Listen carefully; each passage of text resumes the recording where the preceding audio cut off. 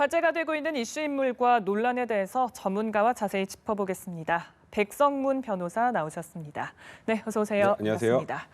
자, 이희진 대표 때문에 지금 시끄러운데 우선은 모르시는 분도 계실 것 같아서 어떤 인물인지 좀 설명해 주시죠. 일단 알려진 바로는요. 이희진 대표가 원래 나이트클럽 웨이터나 막노동 같은 걸 전전하다가 나중에 주식 투자를 해서 수천억 원을 벌었던 그러니까 입지전적인 인물로 일단 알려져 있는데요.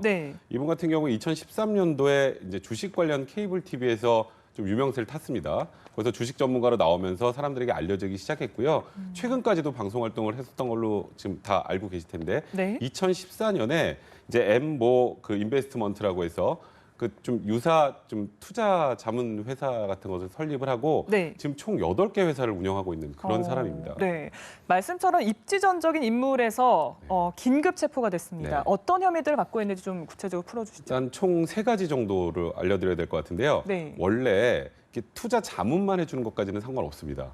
그런데 인가나 허가를 받지 않은 상태에서 투자금을 이제 모으는 경우에는 이건 사회적 위험이 굉장히 크잖아요. 원래 이런 거는 은행이나 뭐 증권회사 같은 데서 해야 되는데 그런 게 확인되지 않은 인허가 받지 않은 금융 그 회사 같은 걸 설립을 해서 투자금을 모금을 하면 그게 이제 유사수신행위라고 하거든요. 그 유사수신행위로 지금 현재 피해액이 한 200억 정도 된다고 하는데 그 유사수신행위와 관련해서도 본인이 예를 들어서 종목을 추천하잖아요. 종목을 추천하고 투자금을 모았는데 원금 이하로 가면 배상해주겠다라고 했는데 그것도 지키지 않았단 말이에요. 그러니까 그 부분은 또 사기하고 또 결합이 될 수 있습니다. 그래서 그게 하나 있고요. 또 하나 이제 이게 좀 중요한 부분인데 일단은 아직까지는 부인하고 있는 걸로 보입니다만 혐의점은 또 인정이 되고 있는 건 이제 대주주하고 결탁을 해서 이제 장 내에 있는 주식이 아니라 장 외에 있는 주식은 원래 제대로 거래가 잘 안 되잖아요. 그 장외 주식을 50%에서 많게는 100% 정도 비싸게 투자자에게 손실을 떠넘겼던 그 혐의가 하나 있고요.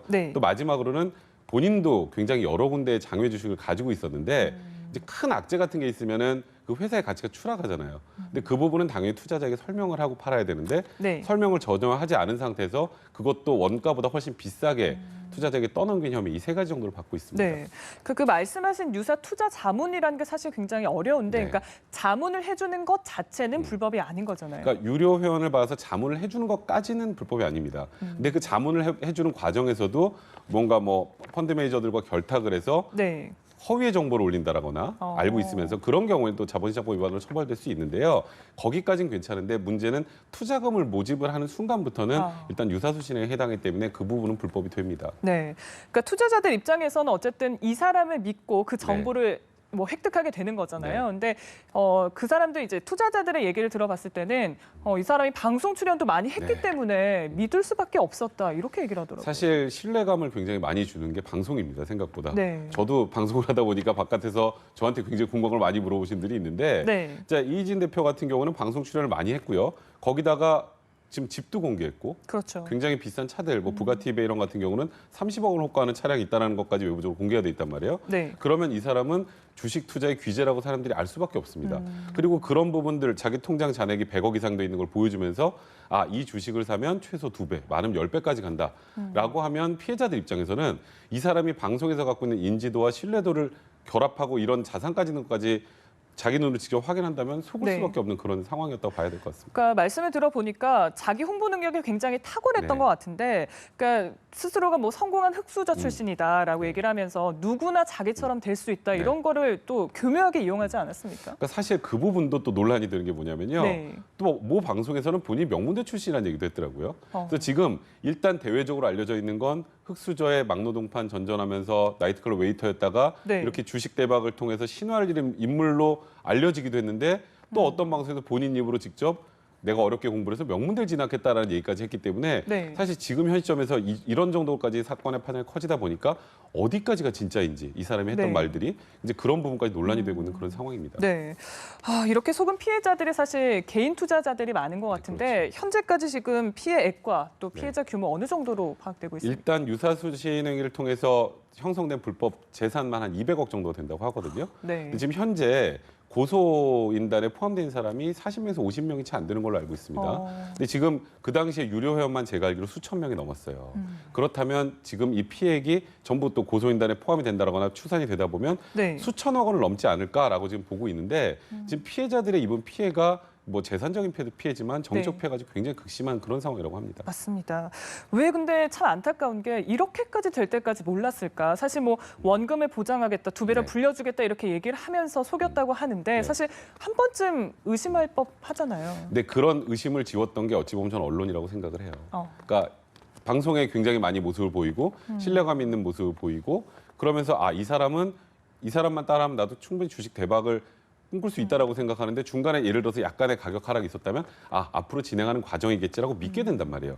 그리고 아무래도 방송에 나오니까 일부 손실이 있으면 이 손실은 금방 이제 해결이 될 거라고 또 거기다 더 투자를 하고 그리고 다른 사람들을 같이 끌어모으고 그러다 보니까 어찌 보면 이게 예전부터 훨씬 일찍 터졌어야 될 것이 지금에 와서 터지는 것 같기도 하고요. 또 대부분의 투자자들은 여러 명과 함께 하지 않습니다.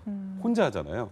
혼자 하면 이 사람이 내 손실은 어느 정도 메꿔주겠구나라고 믿고 있다가 나중에 관련 있는 유사한 피해자들이 많다는 걸 확인하게 되면 이 피해자들이 뭉쳐서 과거에 있었던 이거 하나하나 찾아다 보면 이상했던 일들이 나오는 거고요. 그러다 보니까 결국 이번에 이렇게 집단적으로 고소까지 하게 된 그런 사건이 된 겁니다. 그런 신뢰를 이용한 사기인 것 같은데 사실 피해자들의 사연이 알려지고 있습니다. 말씀처럼 정신적인 충격 굉장한 것 같거든요.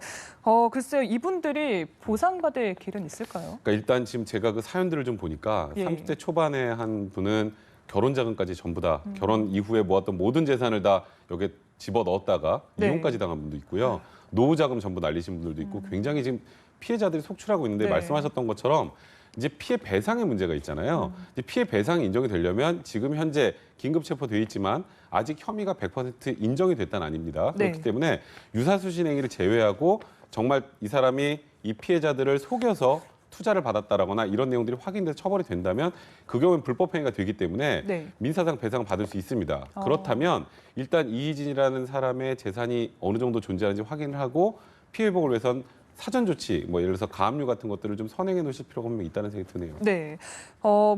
물론 이제 조사가 진행 중이긴 한데 일부 혐의를 인정하고 있다고 하거든요. 처벌 수위 어떻게 예상하시나요? 일단 지금 언론을 통해서 나와 있는 인정하고 있다는 부분이 유사수신 행위 부분인 것 같아요. 한 200억 원 정도 부분이라고 하는데 그 외에는 일단은 제 짐작일 뿐입니다만 아마도 이건 투자자들이 개인 본인 판단으로 투자한 거지 내가 그렇게 허위 정보를 고지하지 않았다는 취지로 아마 주장을 하고 있는 것 같아요.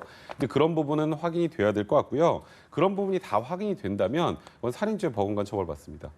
왜냐하면 피해 액수도 그렇고 피해자 수가 워낙 많기 때문에 자본시장법에도 보면 이런 경우에는 5년 또는 무기징역형이 선고가 되기 때문에요. 이게 만약에 다 사실이라면 지금까지 쌓아왔던 모든 신화는 무너질 것 같고요. 굉장히 중형이 선고될 가능성이 높습니다. 네, 정말 충격적입니다. 지금 근데 이게 신고된 그 유사 투자 자문업자가 1000여 곳에 이른다고 하는데 사실 제2의 이진이 없으란 법은 없잖아요. 좀 재발을 막을 수 있는 현실적인 대책이 있을까요? 그러니까 저는 투자 자문을 해주는 곳까지는 믿으셔도 된다고 생각을 해요. 그건 본인의 판단입니다. 다만 거기서 투자금을 모금하는 순간부터는 바로 불법이에요.